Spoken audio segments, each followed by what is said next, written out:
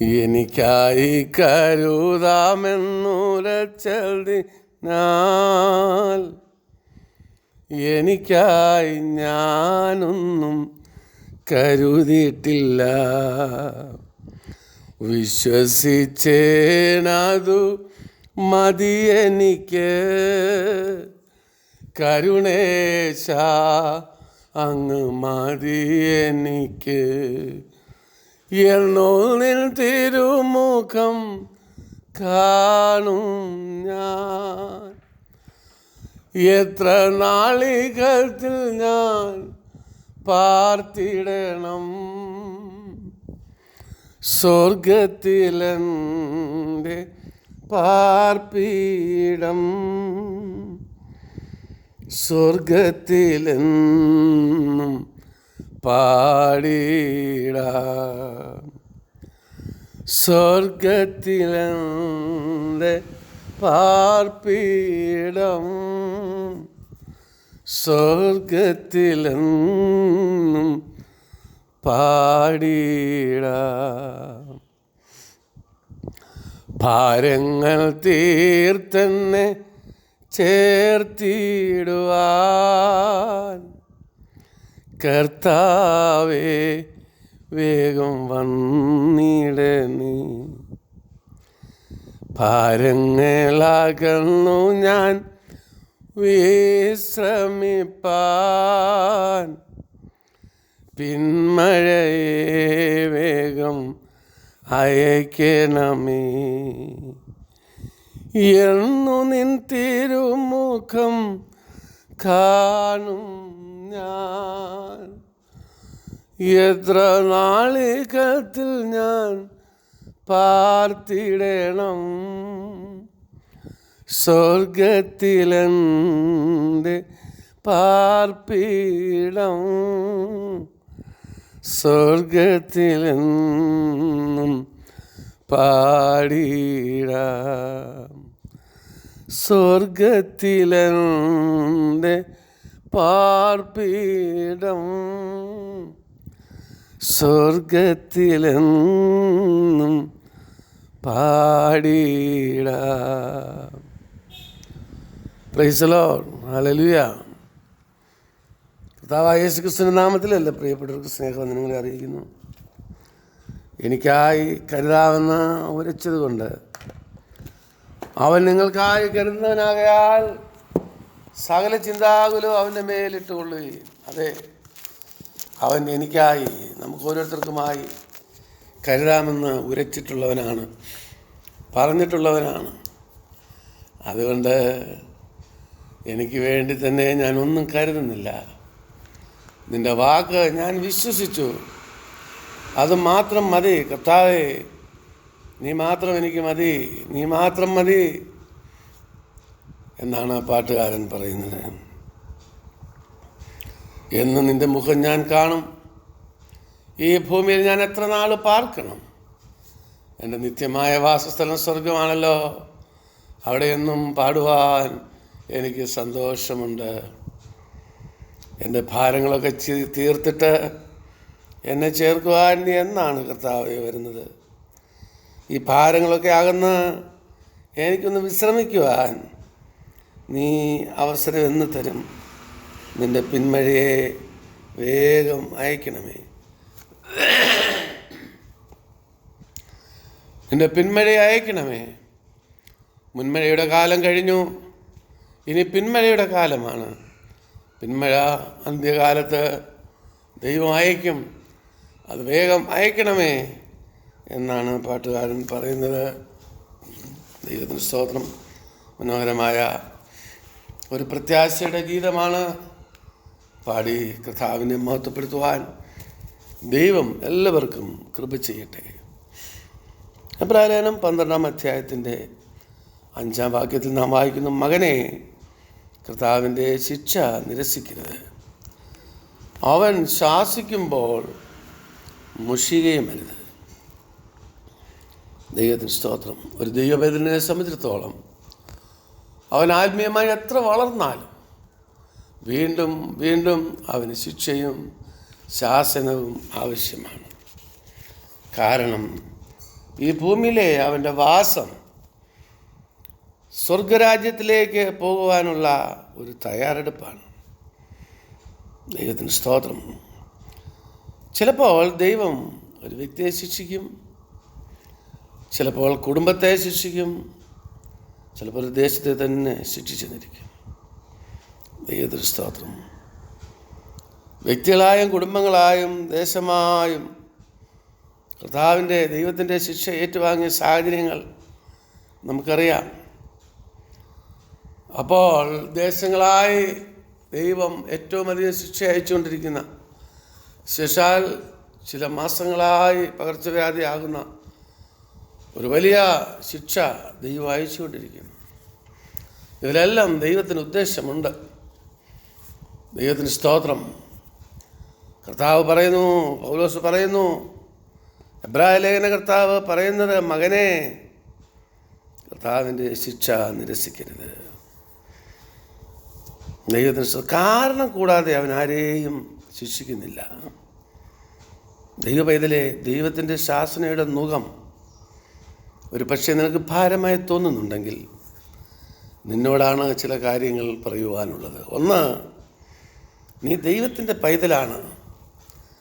നീ ദൈവത്തിൻ്റെ പൈതലാണെന്നുള്ളത് സത്യമാണെങ്കിൽ, അഥവാ നീ വാസ്തവമായി ദൈവ പൈതലാണെങ്കിൽ, പിതൃപുത്ര ബന്ധത്തിൻ്റെ ഒരവിഭാജ്യ ഘടകമാണ് ശിക്ഷ, ശാസന എന്ന് നീ അറിയണം. എബ്രായ ലേഖന കർത്താവ് എബ്രായ ലേഖനം 12-ാം അധ്യായത്തിൻ്റെ 7-ാം വാക്യത്തിൽ പറയുന്നുണ്ട്, അപ്പൻ ശിക്ഷിക്കാത്ത മകൻ എവിടെയുള്ളൂ? നിത്യതയിൽ ജീവിക്കുവാൻ വേണ്ടി ദൈവം നിന്നെ ഇവിടെ ഒരുക്കിയെടുക്കുകയാണ്.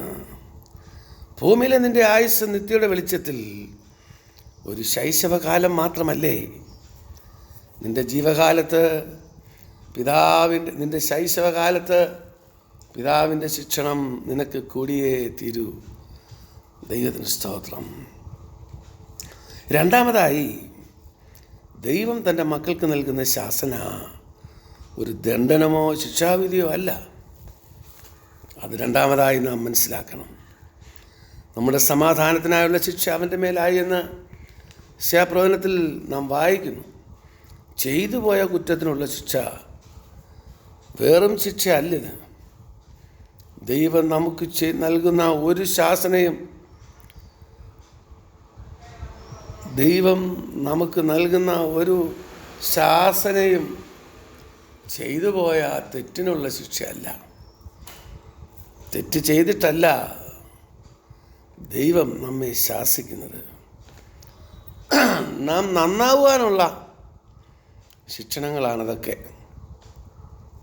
ദൈവത്തിന് സ്തോത്രം.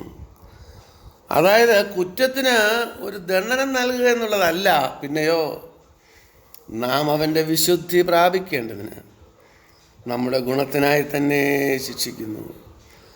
എബ്രായ ലേഖനം 12-ാം അധ്യായത്തിൻ്റെ 10-ാം വാക്യത്തിൽ നാം അത് കാണുന്നുണ്ട്.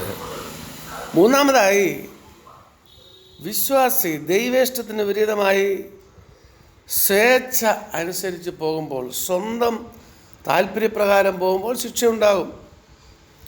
ആ പാതയിൽ ദൈവശിക്ഷ തീർച്ചയായും പ്രതീക്ഷിക്കണം, ഉണ്ടാകും. നീ വഴിതെറ്റിയാൽ അടി കൊണ്ടേ മടങ്ങി വരികയുള്ളൂ. അതൊരു മനുഷ്യ പ്രകൃതമാണ്. ദൈവത്തിന് സ്തോത്രം. യോനെ തന്നെ നോക്കിക്കേ. അനുസരണക്കേടിൻ്റെ പാതയിൽ അവൻ പോയി തിരമാലകളിലേക്ക് വലിച്ചെറിയപ്പെട്ടു. ദൈവത്തിന് സ്തോത്രം. അല്പമെങ്കിലും ദൈവേഷ്ടത്തിൽ നിന്ന് വ്യതിചലിച്ചാണ് നീ പോകുന്നതെങ്കിൽ ദൈവപൈതലേ, ആ യാത്ര സമാധാനത്തോടെ അവസാനിപ്പിക്കാനാകുമെന്ന് നീ വിചാരിക്കരുത്. കർത്താവിന് നിന്നെക്കുറിച്ച് പദ്ധതിയുണ്ട്. അവൻ നിന്നെ നേരെയാക്കാൻ വേണ്ടി നിൽക്കും. ദൈവത്തിന് സ്തോത്രം. നാലാമത്, ഇനി നിൻ്റെ മാർഗം ശരിയാണെങ്കിലും മറ്റുള്ളവരുടെ തെറ്റായ മാർഗത്തിലുണ്ടാകുന്ന ദോഷങ്ങളിലൂടെയും ചിലപ്പോൾ ദൈവം നിന്നെ ശാസിച്ചെന്നിരിക്കും. ദൈവത്തിന് സ്തോത്രം. യോസഫ് അതിൽ ഉത്തമ ദൃഷ്ടാന്തമാണ്.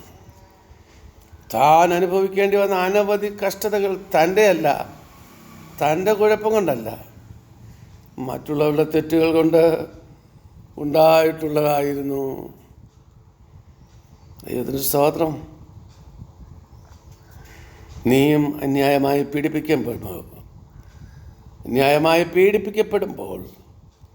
അത് നിൻ്റെ നന്മയ്ക്കായി ദൈവം അനുവദിച്ചിട്ടുള്ളതാണെന്ന് ഓർത്താൽ മതി. ദൈവത്തിന് സ്തോത്രം.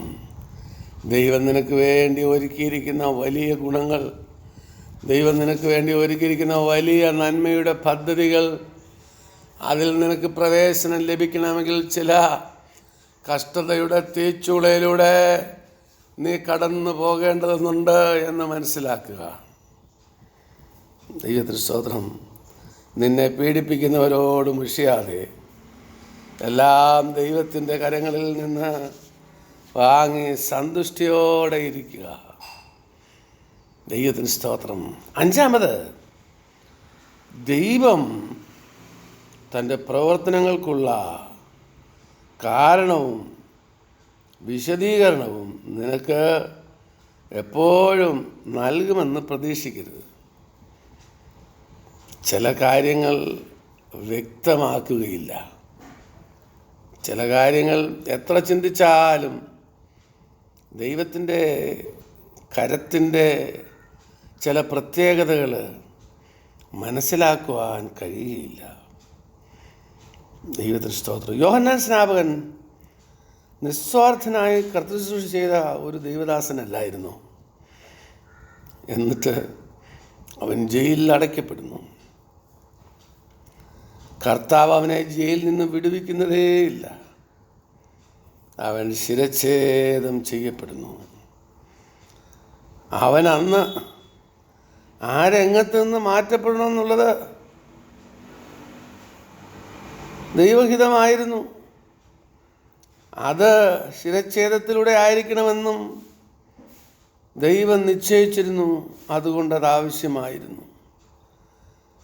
ദൈവത്തിന് സ്തോത്രം. കാരണം എന്തെന്ന് അവനെയോ അവൻ്റെ ശിഷ്യന്മാരെയോ കർത്താവ് അറിയിച്ചിരുന്നില്ല.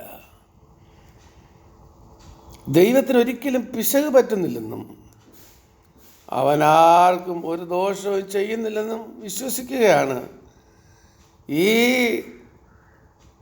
സന്ദർഭത്തിൽ നമ്മുടെ കർത്തവ്യം. ദൈവത്തിന് സ്തോത്രം.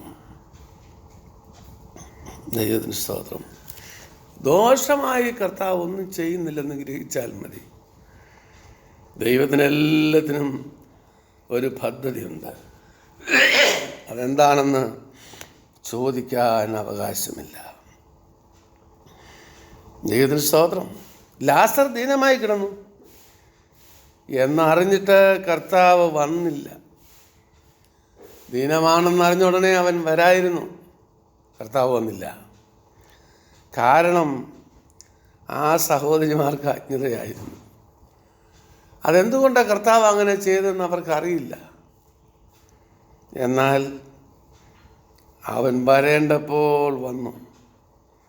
എന്താണ് ചെയ്യേണ്ടത് അത് ചെയ്തു. ദൈവത്തിന് സ്തോത്രം. അവൻ തക്ക സമയത്ത് പ്രവർത്തിക്കുന്ന ദൈവമാണ്. മനുഷ്യരാണ് ചിലപ്പോൾ തക്ക സമയത്തെക്കുറിച്ച് സംശയമുണ്ടാകുന്നത്. ഇപ്പോൾ അത് ചെയ്യണ്ടായിരുന്നു, ഈ സമയത്ത് ഞാനത് ചെയ്തത് ശരിയായില്ല, എൻ്റെ സമയം തെറ്റിപ്പോയി, അത് പിന്നീട് മതിയായിരുന്നു, ഒന്നുകിൽ അല്പം കൂടെ നേരത്തെ മതിയായിരുന്നു, അല്ലെങ്കിൽ അല്പസമയം കഴിഞ്ഞ് മതിയായിരുന്നു എന്നൊക്കെ നാം മനുഷ്യരായതുകൊണ്ട് ചിന്തിച്ചു പോകും. പക്ഷേ ദൈവത്തിൻ്റെ സമയം ഒരിക്കലും അങ്ങനെയല്ല. അവൻ തക്ക സമയത്ത് സകലതും നന്നായി ചെയ്യുന്ന ദൈവമാണ്. ദൈവത്തിന് സ്തോത്രം. ദൈവത്തിന് സ്തോത്രം. ലാസറിന് മരിക്കുവാൻ സമയം അനുവദിക്കേണ്ടത് ആവശ്യമാണെന്ന് അവൻ കണ്ടു. അതുകൊണ്ട് അവൻ അങ്ങനെ ചെയ്തു. ദൈവത്തിന് സ്തോത്രം. 6, അതുകൊണ്ട് നീ ദൈവത്തിൻ്റെ ശിക്ഷയെ നിരസിക്കുകയോ അവൻ്റെ ശാസനയിൽ മുഷിയുകയോ അരുത്. നിരസിക്കുക എന്നാൽ ദൈവത്തിന് ശിക്ഷണത്തിന് വിധേയപ്പെടുവാൻ മനസ്സുകേട് കാണിക്കുകയെന്നാണ്. അതായത് ദൈവത്തിൻ്റെ ശിക്ഷ നിരസിച്ച് കളയുക, അതിനെ ഏൽപ്പിച്ചു കൊടുക്കാതിരിക്കുക എന്നാണ്. ദൈവത്തിന് സ്തോത്രം. മുഷിക എന്നാൽ കർത്താവിനോട് കർത്താവെ മതി എന്ന് പറയുകയാണ്, മുഷിഞ്ഞു പോവുകയാണ്. ശിക്ഷ ലഭിക്കുമ്പോൾ, ശിക്ഷാവിധിയിൽ അകപ്പെടുമ്പോൾ, ശിക്ഷ ഏറ്റുവാങ്ങുമ്പോൾ മതി കർത്താവെ എന്ന് പറയുന്നതാണ് മുഷിച്ചിൽ. ദൈവത്തിന് സ്തോത്രം. അവന് നമ്മുടെ പ്രകൃതി അറിയാമല്ലോ. നമുക്ക് വഹിക്കാവുന്നതിലധികം അവൻ തരികയുമില്ല. ദൈവത്തിന് സ്തോത്രം. മതി എന്ന് നിശ്ചയിക്കേണ്ടത് ദൈവവൈതലേ നീയല്ല, അതവൻ തന്നെയാണ്, കർത്താവ് തന്നെയാണ്. ദൈവത്തിന് സ്തോത്രം. ഏഴാമത്, നമുക്ക് കഷ്ടതയിൽ അഭ്യാസമുണ്ടാകണം. കഷ്ടതയിൽ അഭ്യാസം, എക്സർസൈസ്. ദൈവത്തിന് സ്തോത്രം. എബ്രായലേഖനം പറയുന്നത് എന്താണ്? 12-ാം അധ്യായത്തിൻ്റെ 11-ാം വാക്യത്തിൽ, ഏത് ശിക്ഷയും തൽക്കാലം ദോഷകരമല്ല, ഏത് ശിക്ഷയും തൽക്കാലം സന്തോഷകരമല്ല, ദുഃഖകരമത്രേ എന്ന് തോന്നും. പിന്നത്തേതിലോ അതിനാൽ അഭ്യാസം വന്നവർക്ക് നീതി എന്ന സമാധാന ഫലം ലഭിക്കും. എബ്രായർ 12:11. ദൈവത്തിന് സ്തോത്രം. ഏത് ശിക്ഷയും സന്തോഷമല്ല, ദുഃഖമാണെന്ന് തോന്നും. അടികൊള്ളുമ്പോൾ വേദനിക്കും, കരയും, ദുഃഖിക്കും. ദൈവത്തിന് സ്തോത്രം. പിന്നത്തേതിൽ അതിനാൽ അഭ്യാസം വരുമ്പോൾ, അതൊരു എക്സ്പീരിയൻസ് ആകുമ്പോൾ, എക്സസൈസ് ആകുമ്പോൾ നിനക്ക് നീതി എന്ന സമാധാന ഫലം ലഭിക്കും. ദൈവത്തിന് സ്തോത്രം. ദൈവത്തിന് സ്തോത്രം. സൈക്കിളിൽ യാത്ര ചെയ്തിട്ടുള്ളവർക്കറിയാം, ആദ്യം അത് ഓടിക്കുന്നത് എത്ര വലിയ പ്രയാസമാണ്. വീഴുമ്പോഴെല്ലാം തീരുമാനിക്കും, അനേക പ്രാവശ്യങ്ങൾ വീഴും, കാലും കൈയും മുറിയും. അപ്പോഴൊക്കെ ചിന്തിക്കുന്നത് എന്താണ്? വീണത് കാര്യമായിരുന്നാണോ? ഈ വീഴ്ച നന്നായിരുന്നെന്നാണോ? ഈ വീഴ്ച എനിക്ക് ആവശ്യമായിരുന്നെന്നാണോ? ഒരിക്കലുമല്ല. ഇതിനു വേണ്ടി തുനിയണ്ടായിരുന്നെന്ന് തന്നെയാണ്. ഇത് പഠിക്കണ്ടായിരുന്നു. ഇതല്ലാതെ വേറെ എന്തെല്ലാം മാർഗങ്ങളുണ്ട്? വയ്യ, ഞാൻ മടുത്തു, ബുദ്ധിമുട്ടായി, ഇതിന് ഒരുമ്പെടണ്ടായിരുന്നു എന്നെല്ലാം ഓർത്ത് മനസ്സ് വേദനിക്കും. ശരീരവും വീഴ്ച കൊണ്ട് വേദനിക്കും, മനസ്സും സാഹചര്യം കൊണ്ട് വേദനിക്കും. സാഹചര്യത്തെയും ചുറ്റുപാടിനെയും ഒക്കെ പഴിച്ചെന്നും വരും. ദൈവത്തിന് സ്തോത്രം. അഭ്യാസമായാൽ പിന്നെ അതൊരു പ്രയാസമേ അല്ല. അങ്ങനെ വീണും തല്ലിയും പല പ്രാവശ്യം കയറി ഇറങ്ങി ഹാൻഡിൽ ബാലൻസ് കിട്ടിക്കഴിഞ്ഞാൽ പിന്നെ അതൊരു പ്രയാസമേ അല്ല. ദൈവത്തിന് സ്തോത്രം. അഭ്യാസം വരണം. ദൈവത്തിന് സ്തോത്രം. സൈക്കിൾ യാത്രയിൽ അഭ്യാസം വരണം. ദൈവത്തിന് സ്തോത്രം. അഭ്യാസം വന്നു കഴിഞ്ഞാൽ പിന്നെ ശിക്ഷാവിധിയിൽ ആ വീഴ്ചയിലൊക്കെ അഭ്യാസമാണ് കിട്ടുന്നത്. ദൈവത്തിന് സ്തോത്രം. കഷ്ടതയെ അതിജീവിക്കുവാനുള്ള കഴിവാണ് കിട്ടുന്നത്. ദൈവത്തിന് സ്തോത്രം. കഷ്ടതയെന്ന് കേൾക്കുമ്പോൾ ഭയപ്പെടണ്ട, നിനക്കൊരു അഭ്യാസം ലഭിക്കും.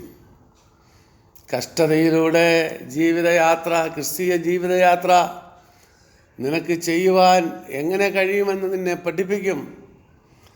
ആദ്യം ഭാരമായിരിക്കും, പിന്നെ അഭ്യാസം ലഭിക്കുമ്പോൾ അതൊരു പ്രയാസവുമില്ലെന്ന് തോന്നും.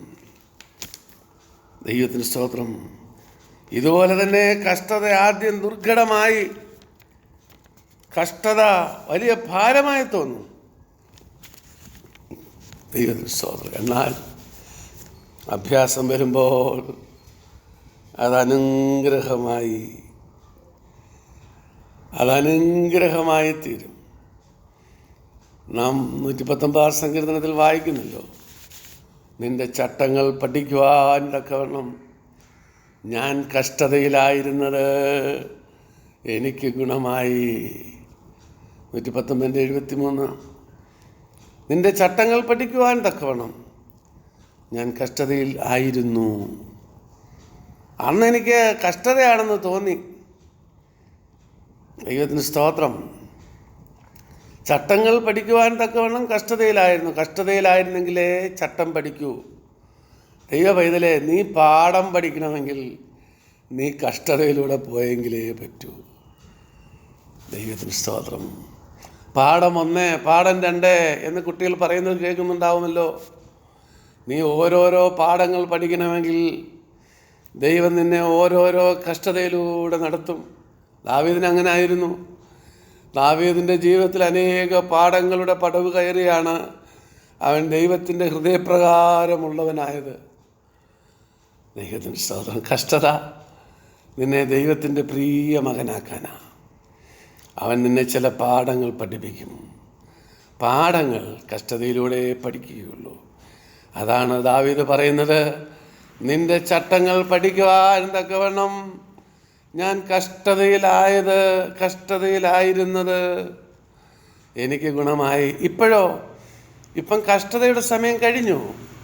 പാഠങ്ങളെല്ലാം പഠിച്ചു. ഇപ്പോൾ ചില നാഴികകൾക്കിപ്പുറം വന്നു. ചില നാഴികകൾക്കിപ്പുറം വന്നു കഴിഞ്ഞ കാലങ്ങളെക്കുറിച്ച് നോക്കിയപ്പോൾ ഇപ്പോൾ ഞാൻ അനുഭവിക്കുന്ന നന്മയുടെ കാരണം അന്ന് അനുഭവിച്ച കഷ്ടതയാണ്.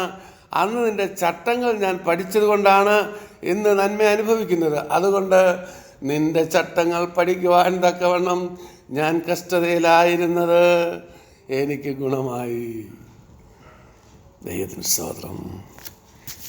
ദൈവവേദിലെ ഏത് ശിക്ഷയും തൽക്കാലം സന്തോഷകരമല്ല, ദുഃഖകരം തന്നെയാണ്. എന്നാൽ നിനക്കതിൽ അഭ്യാസം വരും. അപ്പോൾ നീതി എന്ന സമാധാന ഫലം ലഭിക്കും. ദൈവത്തിന് സ്തോത്രം. നിന്റെ ജീവിതം കഷ്ടതയിലൂടെയാണോ പോകുന്നത്? ദൈവവേദിലെ നിന്റെ ജീവിതം, ക്രിസ്തീയ ജീവിതം കഷ്ടതയുടെ അനുഭവത്തിലൂടെയാണോ നീങ്ങുന്നത്? എനിക്കെന്തുകൊണ്ട് ഇങ്ങനെ സംഭവിച്ചു എന്ന് നീ ചോദിക്കണ്ട. ദൈവത്തിന് സ്തോത്രം. എൻ്റെ കർത്താവ് എല്ലാ നന്മയ്ക്കായി അവനെല്ലാം നന്നായി ചെയ്യുന്നതെന്ന് വിശ്വസിക്കുകയും ആശ്വസിക്കുകയും ചെയ്യാൻ കർത്താവ് സഹായിക്കട്ടെ. ദൈവത്തിന് സ്തോത്രം. ദൈവത്തിന് സ്തോത്രം. എന്തിനെന്ന് ചോദിക്കില്ല ഞാൻ, എൻ്റെ നന്മയ്ക്കായെന്നറിയുന്നു ഞാൻ. പാട്ടുകാരൻ പാടുന്നല്ലോ, പരീക്ഷ എൻ്റെ ദൈവം അനുവദിച്ചാൽ പരിഹാരം എനിക്കായി കരുതിയിട്ടുണ്ട്. പരീക്ഷ എൻ്റെ ദൈവം അനുവദിച്ചാൽ പരിഹാരം എനിക്കായി കരുതിയിട്ടുണ്ട്. എന്തിനെന്ന് ചോദിക്കില്ല ഞാൻ, നീ എൻ്റെ നന്മയ്ക്കായെന്നറിയുന്നു ഞാൻ. എനിക്കായി കരുതുന്നവൻ, ഭാരങ്ങൾ വഹിക്കുന്നവൻ, എനിക്കായി കരുതുന്നവൻ, ഭാരങ്ങൾ വഹിക്കുന്നവൻ, എന്നെ കൈവിടാത്തവൻ, എന്നോടു കൂടെയുണ്ട്.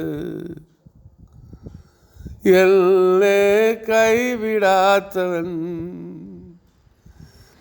യേശുവൻ കൂടെയുണ്ട്.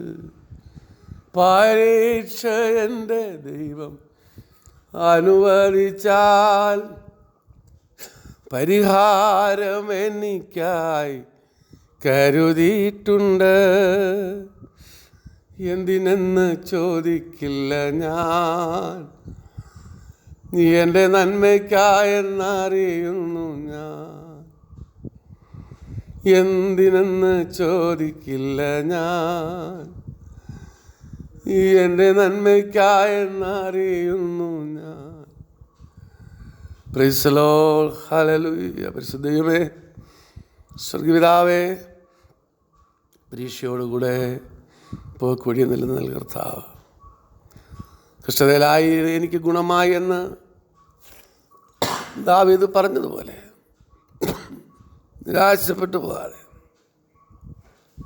കർത്താവിൻ്റെ ശാസനയിൽ മുഷിയാതെ സന്തോഷത്തോടെ സഹിപ്പാൻ അഭ്യാസം വരുവാൻ, ദൈവിക പദ്ധതികൾ മനസ്സിലാക്കുവാൻ, കർത്താവിൻ്റെ നന്മകൾ സ്വീകരിപ്പാൻ, പിന്നത്തേതിൽ ഗുണകരമാകുവാൻ അടിയങ്ങൾക്ക് കൃപ ചെയ്യണമേ. എന്തിനാണെന്ന് ചോദിക്കാതെ, എന്താണ് കർത്താവെ പരീക്ഷയെന്ന് പറയാതെ, സന്തോഷത്തോടെ കർത്താവിൻ്റെ സന്നിധിയിൽ സമർപ്പിക്കുവാൻ കൃപ ചെയ്യണം. വിവിധ വിഷയങ്ങളിലൂടെ, ഭാരങ്ങളിലൂടെ കടന്നു പോകുന്ന എൻ്റെ മക്കളെയെല്ലാം അവിടുത്തെ കരങ്ങളിൽ സമർപ്പിക്കുന്നു. വിടുതലും ആശ്വാസവും സൗഖ്യവും നന്മയും ആരോഗ്യവും നൽകാതിരിക്കണം. പിതാവിൻ്റെയും പുത്രൻ്റെയും പരിശുദ്ധാത്മാവിൻ്റെയും നാമത്തിൽ നിന്റെ ജനത്തെ അനുഗ്രഹിച്ച് പ്രാർത്ഥിക്കുന്നു. നന്മകളാൽ നിറയ്ക്കണം. പ്രാർത്ഥന കേട്ടതിനാൽ സ്തോത്രം. ക്രിസ്തുയേശുവിൻ്റെ നാമത്തിൽ തന്നെ. ആമേൻ, ആമേൻ, ആമേൻ.